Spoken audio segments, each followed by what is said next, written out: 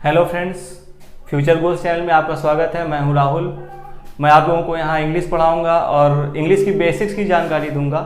सबसे पहले हम जब भी बात करेंगे इंग्लिश की बेसिक्स की बात करेंगे, क्योंकि जब हमें बेसिक नॉलेज होगा तब हम सब्जेक्ट की नॉलेज अच्छे से प्राप्त कर सकते हैं। तो आज मेरा जो पहला टॉपिक है वो है लेटर्स, जो इंग्लिश की सबसे पहली इकाई होती है, जो सबसे पहली चीज़ होती है लेटर्स।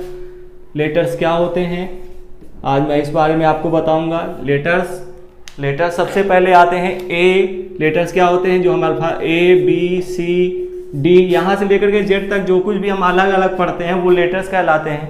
और लेटर्स सबसे पहली इकाई होती है, इसको हिंदी में हम अक्षर बोलते हैं। उसके बाद हमारी जो अक्षर बोलते हैं, जो अगली चीज आती है वो हमारा होता है अक्षर के बाद। जब हम अक्षर का बाद आगे बढ़ते हैं तो वो हमारे आते हैं शब्द, अक्षर, वर्णमाला बोलते हैं उसको। अल्फाबेट, वर्णमाला क्या होती है? इसको अल्फाबेट बोलते हैं। यानी ए टू जेड जो कुछ भी हम एक बार में लिखते हैं, ए टू जेड, ये अगर हमारा लिखा हुआ है तो ये हमारी वर्णमाला कहलाती है। वर्णमाला के बाद क्या, वर्णमाला को हम डिफाइन कर सकते हैं, बोल सकते हैं अ ग्रुप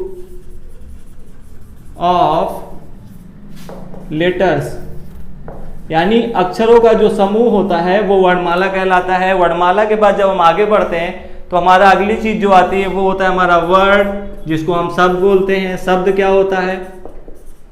ये होता है हमारा ग्रुप ऑफ 2 और मोर देन 2 लेटर्स, यानी 2 या 2 से अधिक जो अक्षर होते हैं उनके मिलने से जो चीज बनती है वो शब्द कहलाता है।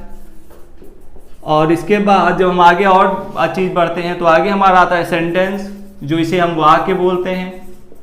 सेंटेंस क्या होता है? वाक्य, सेंटेंस क्या होता है? अ ग्रुप ऑफ 2 और more than 2 letters which has a complete sense, यानी 2 या 2 से अधिक अक्षरों का ऐसा समूह जिसका एक सार्थक अर्थ होता है, वो हमारा वाक्य कहलाता है। तो सेंटेंस फिर से एक बार मैं दोहरा देता हूं, अ ग्रुप ऑफ 2 और मोर देन 2 लेटर्स, यानी 2 या 2 से अधिक अक्षरों का समूह जो होता है वो वाक्य कहलाता है। अब वाक्य के बाद हम आगे बढ़ते हैं वाक्य के प्रकार पे, यानी काइंड्स ऑफ सेंटेंसेज। तो वो कितने प्रकार के होते हैं मैं इसके बारे में बात करूंगा अभी। अब बात करते हैं टाइप्स ऑफ सेंटेंसेज की। सेंटेंस कितने प्रकार के होते हैं, वाक्य हमारे कितने प्रकार के होते हैं? तो वाक्य हमारे यहाँ there are 5 types of sentences, यहाँ पर 5 प्रकार के वाक्य होते हैं।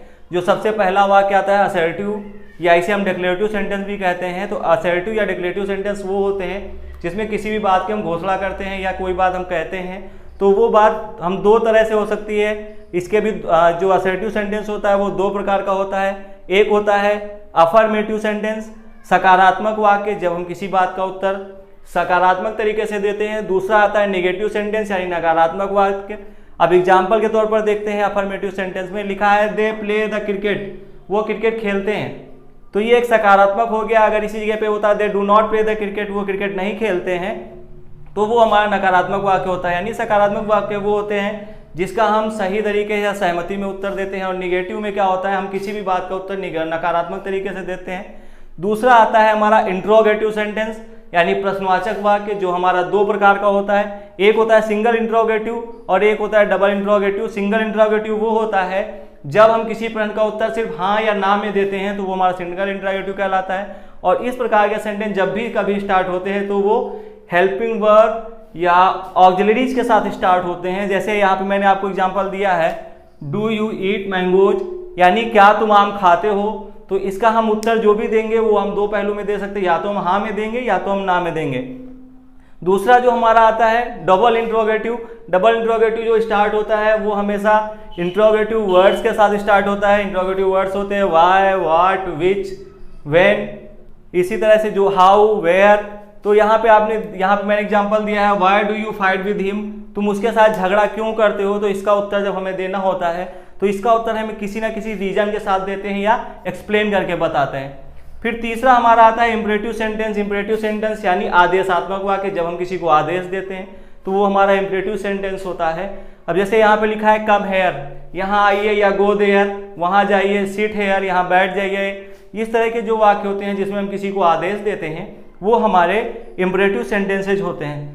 उसके बाद चौथा हमारा सेंटेंस आता है ऑप्टेटिव सेंटेंस। ऑप्टेटिव सेंटेंस में क्या होता है, हम किसी को विश करते हैं, गुड मॉर्निंग, या किसी के लिए प्रे करते हैं, may you live long, God bless you. इस तरह के जो वाक्य आते हैं जिसमें हम किसी के लिए जो है विश करते हैं, यानी किसी का अभिनंदन करते हैं, किसी के लिए इच्छा जाहिर कर सकते हैं, या किसी को आशीर्वाद देते हैं, तो वो प्रकार जो वाक्य होते हैं वो ऑप्टेटिव सेंटेंस होते हैं।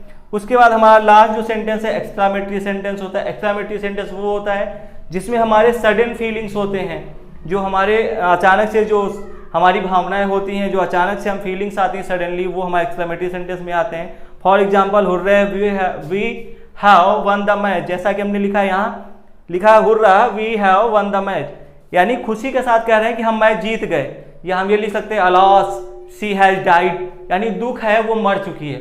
तो इस तरह के जो वाक्य होते हैं जो हमारी सडन फीलिंग से रिलेटेड होते हैं वो एक्सक्लेमेटरी सेंटेंस होते हैं। तो आई होप आज का वीडियो आपको पसंद आया होगा। आज के लिए इतना ही, अब मिलते हैं अगली क्लास में। अगर आपको हमारा वीडियो पसंद आया हो तो प्लीज़ लाइक कर दीजिएगा और चैनल को सब्सक्राइब कराइएगा। Thank you.